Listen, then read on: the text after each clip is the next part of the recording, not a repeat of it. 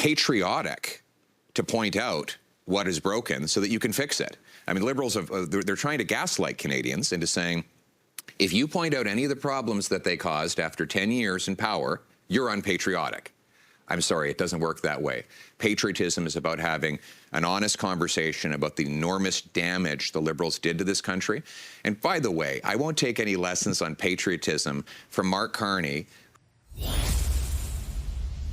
That's Conservative Leader Pierre Poilievre taking aim at Mark Carney as Tory criticism zeroes in on the former Bank of Canada governor, who's leading his other Liberal leadership candidates both in fundraising and in public opinion polling. Our front bench is back to talk about the state of that race. Robert Giz, Gary Dewar, and Heather Stephenson. Rob, I'll start with you. I'll get you on the race. But first, actually, we just mentioned Dennis King. You were formerly the Premier of PEI. He apparently, as of tomorrow, also formerly the Premier of PEI. Do you have anything to say on him? Yeah, I'm sure Gary and Heather agree with me that, congratulations to him. It's not an easy thing to do. He had COVID, potato wart, hurricanes to deal with while he was in power. He was the first premier that I can remember historically that had in PEI that had a minority government. He was a very collaborative, very outgoing, very well-spoken. So today's his day, and I just want to congratulate him. It's super nice. Okay, let's switch gears to the race that is still very active here. Your thoughts on, I think that was an interesting message from Poilievre around, because the criticism from the Liberals has been like, Canada is broken isn't a message that's going to resonate anymore. And certainly we've seen public opinion polling really narrow between the two parties significantly over the last month. What did you think of the positioning there from Poilievre? Well, he's correct that it's his job. He's still leader of the opposition to criticize the government and their history. But, he's in a difficult position right now. And I've seen it before in other political parties. If you're a leader of the opposition and there's a leadership race going on of a party in power, it sucks all the oxygen. And Parliament's closed. You've got a dynamic Liberal leadership race going on right now. I see Liberals getting excited. I'm looking at the polls, too. You and I discussed the Jean Chrétien time when he was 92 way ahead, and then Kim Campbell came in and had the lead. You saw what happened there. The only thing I'll say is pretty soon the Liberal advantage is going to be gone, and we're going to be into an election campaign. The Conservatives have a $40 million war chest. I'm sure they're digging up every possible quote from Mark Carney, the presumptive front runner, and already putting commercials together. So it's going to be a battle.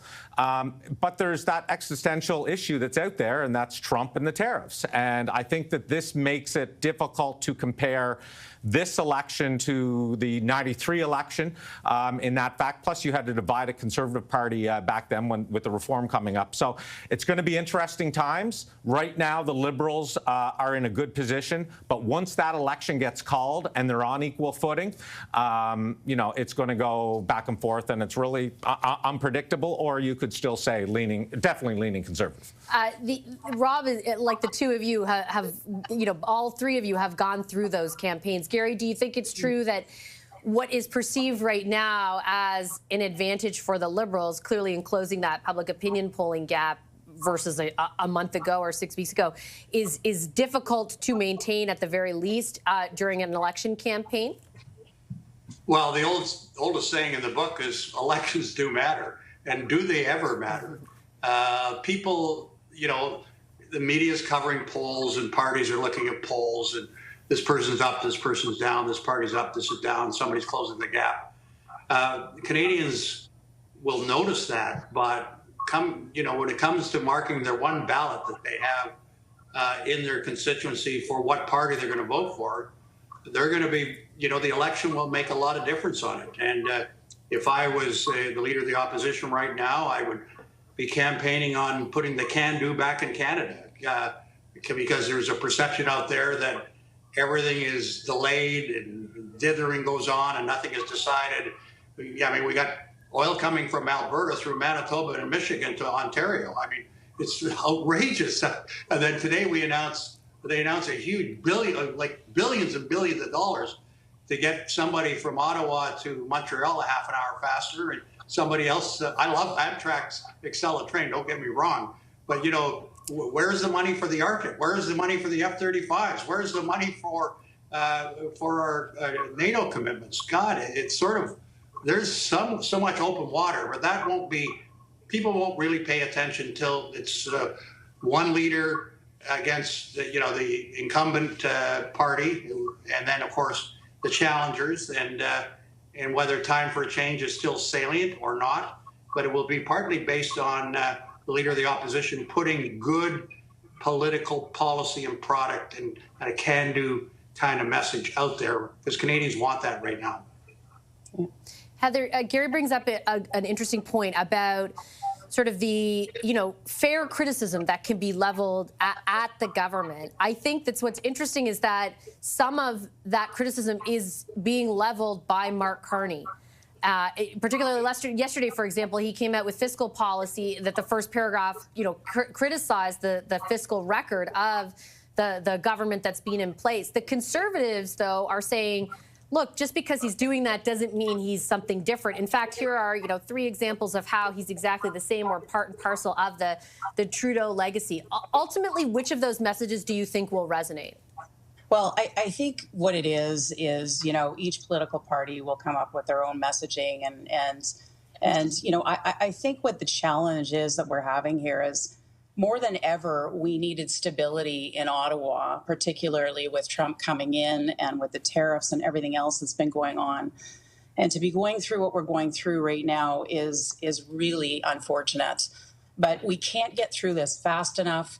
I have a great deal of respect for anyone who puts their name on a ballot to run in politics. So Mark Carney, Christopher Freeland, whoever on the Liberal side, go for it. But March 9th can't happen fast enough. The next election can't happen fast enough.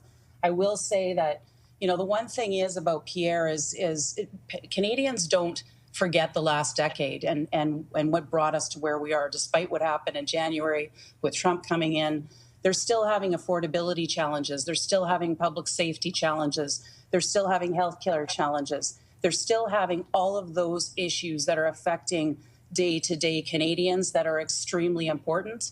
And I think Pierre Poilievre and his team are standing up and talking about those things and making sure that we don't lose sight of those things that are also very, very important. But I think the most important thing is that we can create stability in Ottawa. That means we need to get into an election, through an election, have a prime minister that is going to be negotiating on the best interest of all Canadians, working with the premiers across our country to ensure that we're doing what's in the best interest of our country.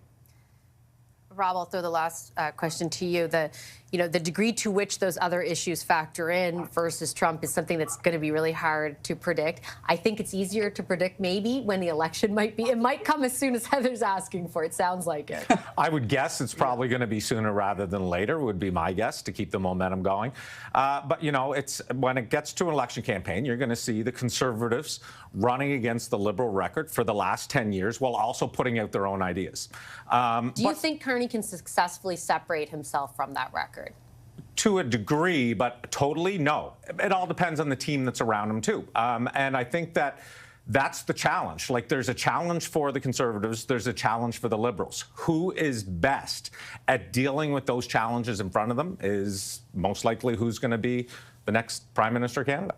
Okay, I'm going to leave it on that note. Great discussion. Thanks, everyone, for the time tonight. Gary Dewar, Robert Giz, and Heather Stephenson, our wonderful front bench.